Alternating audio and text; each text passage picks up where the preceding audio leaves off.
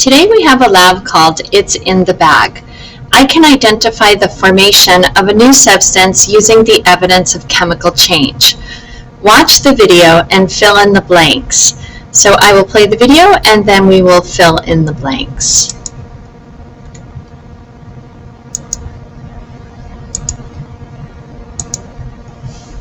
We now know how to recognize when a physical reaction has taken place. But how can we know a chemical reaction has taken place? You can tell by the evidence. When a chemical reaction has taken place, one or more of the following events will occur. Bubbles of gas are released. Heat is released or absorbed. Light is given off. Precipitate is formed from the solutions. A smell is produced, or there is a change in color. And remember, so let's answer these questions by filling in the blanks.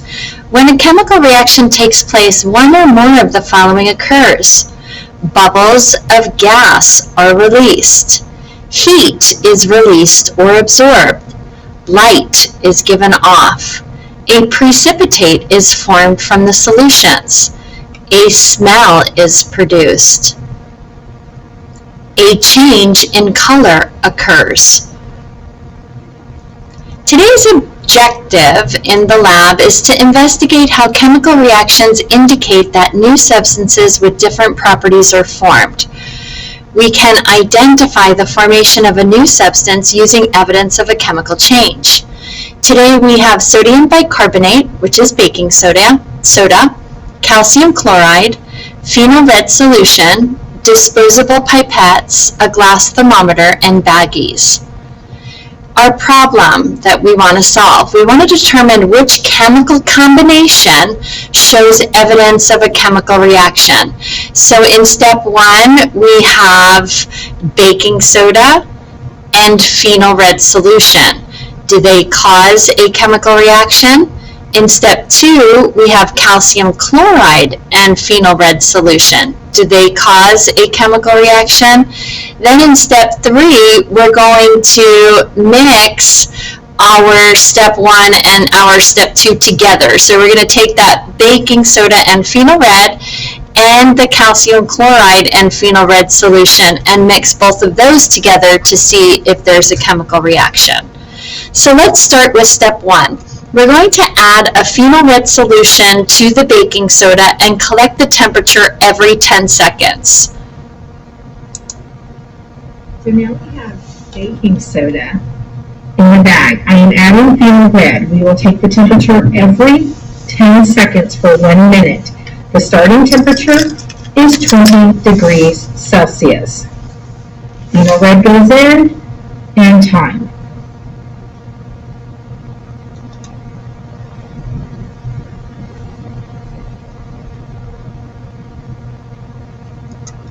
Take temperature now.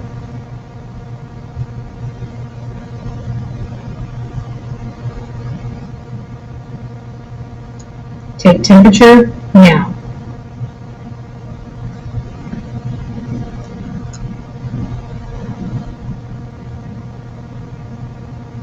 Take temperature now.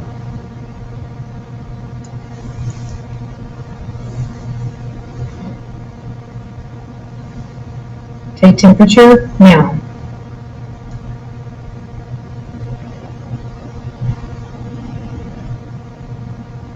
Take temperature now.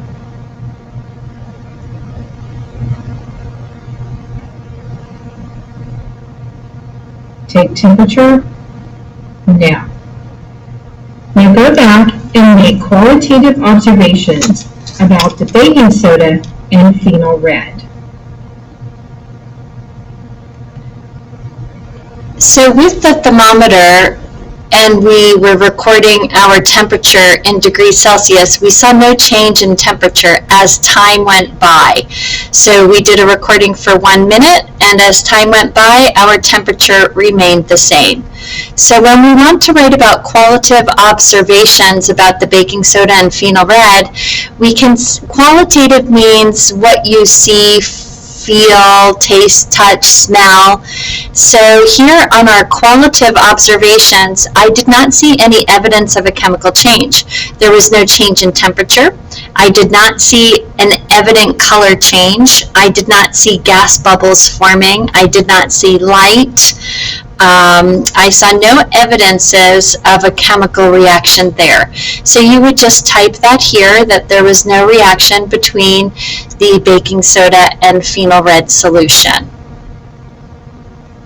In step 2, we're going to add phenol red solution to calcium chloride and collect temperature every 10 seconds. Now we have a bag of calcium chloride with a thermometer. We will be taking the temperature every 10 seconds for 60 seconds. The starting temperature is 20 degrees Celsius. We will now add phenol red,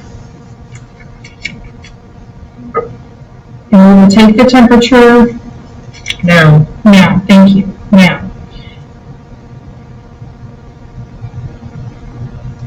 And take temperature now.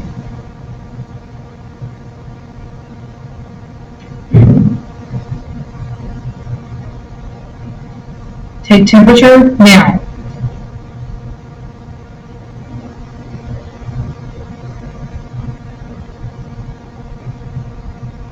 Take temperature now.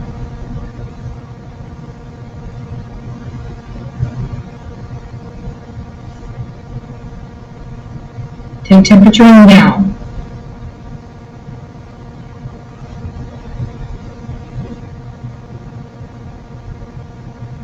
Take temperature now. Please go back and fill in the qualitative observations with calcium chloride and phenol red. Okay, before we write our qualitative observations, let's look here at our data. So as time went by, every 10 seconds, we saw our temperature increased here, and it continued to increase, but then here it decreased. So yes, we did have a temperature change. It increased and decreased. So for our qualitative observations for the calcium chloride and phenol red, we could say the evidence of a chemical reaction occurred as indicated by our temperature change. But I did not see any other evidences of a chemical change. I did not notice a color change. I also did not notice bubble, fizzing, or foaming. In step 3, what we're going to do is we're going to add step 1 and step 2 together. So we're going to add the calcium chloride and phenol red solution to the baking soda and phenol red solution and collect temperature every 10 seconds. So now you see we have the calcium chloride and the baking soda mixed with phenol red in separate pouches. Our starting temperature is 65 degrees Celsius. We are going to combine the two and see what happens.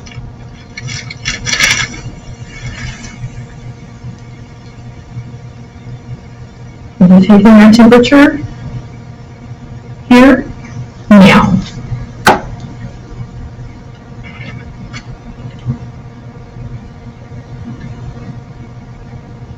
And now.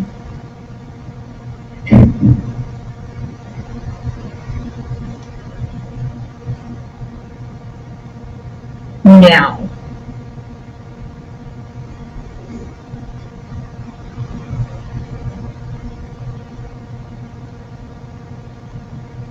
Now.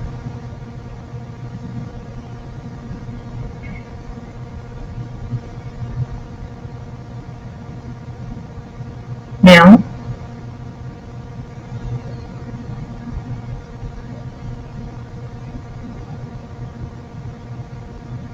And now.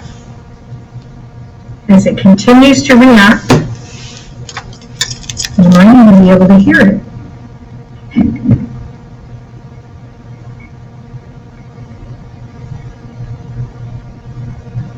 Please make your final qualitative observations. Calcium chloride and baking soda with phenol red mixed together.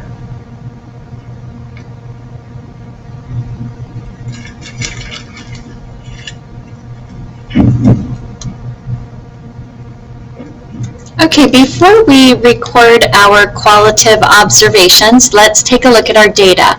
So every 10 seconds, we noticed we did have an increase in temperature, and then the temperature decreased as we increased our time. So as time went by, we had an increase and a decrease in temperature.